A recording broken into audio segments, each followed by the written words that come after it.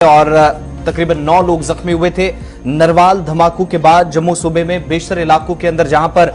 बिलखुसूस शहर जम्मू के अंदर सिक्योरिटी हाई अलर्ट पर है और इस दौरान आज लेफ्टिनेंट गवर्नर मनोज सिन्हा जिनकी तरफ से एक आला सतही जो कि मीटिंग होने जा रही है उस मीटिंग की वो सदारत करेंगे और सिक्योरिटी उमूर पर गुफ्तगू आज तमाम सिक्योरिटी अफसरान के साथ होगी। ब्रीफ भी उन्हें मुतलका अफसरान की जानिब से किया जाएगा जिसमें पुलिस, सीआरपीएफ, शहर के अंदर जिन जिन एजेंसीज को या जिन जिन सिक्योरिटी इदारों को जिम्मेदारी दी गई है उनकी तरफ से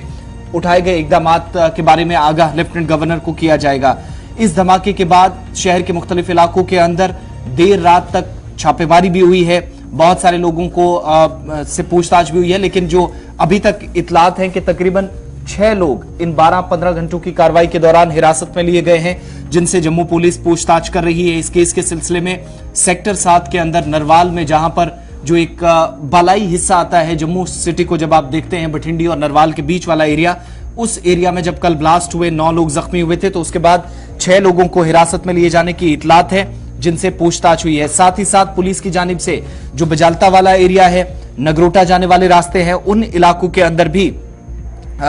इतलात है कि एक और धमाका यहां पर हुआ जिसके बाद मजीद सिक्योरिटी उन इलाकों के अंदर जो रास्ते जम्मू के अंदर आते हैं या बाहर वाले एरियाज को कनेक्ट करते हैं वहां पर भी सिक्योरिटी बढ़ा दी गई है। तो एक तरह से ये कहा जा सकता है इशफाक कि 24 घंटों में 3 धमाके बैक टू बैक।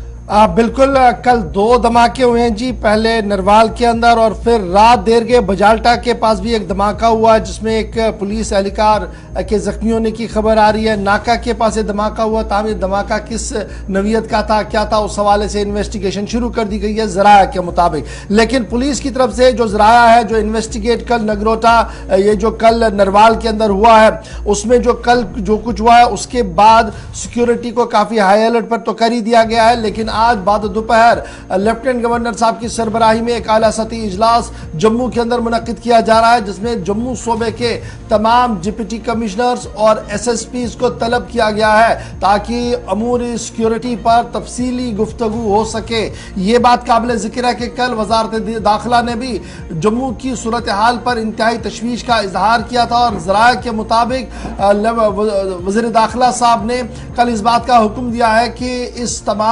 इन जैसे तमाम मामला पर नकेल कसने के लिए 24/7 हिकमत अमली को तरतीब दिया जाए और तमाम सिक्योरिटी एजेंसियों के बीच तालमेल बिठाया जाए ताकि मुश्तबह अफराद किसी भी वक्त इस तरीके की कार्रवाई ना करें। स्लीपर सेल्स को बेनकाब किया जाएगा, इस तरीके की इतलात जो है वो सामने आ रही है। तो बैक टू बैक कल जो कुछ हुआ है उसमें जो इब्तिदाई खबरें सामने आ रही है वो यही आ रही है कि टाइमर लगाया गया था जी एक बोलेरो गाड़ी के अंदर, एक आईडी जो टाइमर से फटी, जिसके बाद दूसरी गाड़ी में भी धमाका हुआ है और डांगरी इंसिडेंट के बाद ये बैक टू बैक बड़ा इंसिडेंट जो है वो जम्मू के अंदर माना जा रहा है। और ये भी बड़ी बात है कि इस साल के दौरान अगर आप देखेंगे तो मिलिटेंटों की तरफ से जम्मू जिले के अंदर ये पहला इंसिडेंट है डांगरी के बाद और सूबे के अंदर ये दूसरा बड़ा इंसिडेंट मिलिटेंट प्रेजेंस की माना जा रहेगा। पुलिस की तरफ से सीसीटीवी फुटेज जो है, एक तो सरकारी फुटेज है और दूसरा जो दुकानदारों की तरफ से सीसीटीवी लगाए गए हैं उन सबों को खंगाला जा रहा है और कोशिश की जा रही है कि उन अफराद को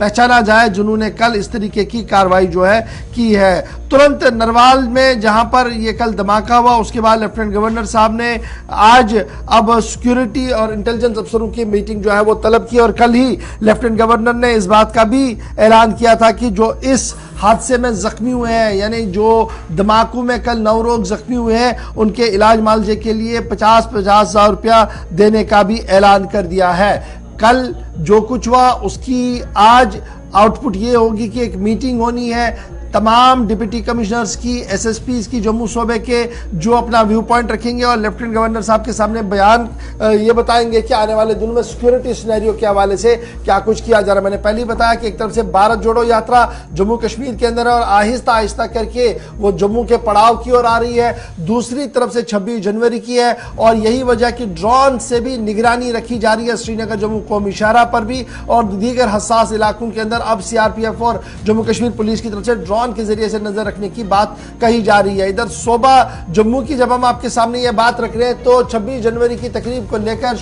सोबा कश्मीर के मुख्तलिफ अजला के अंदर भी सिक्योरिटी को हाई अलर्ट पर कर दिया गया है। जगह जगह पर नाके और तलाशी कार्रवाइयां जो है वो ली जा रही है और सिक्योरिटी प्रेजेंस और डिप्लॉयमेंट को भी बढ़ा दिया गया है कल के इंसिडेंट के बाद।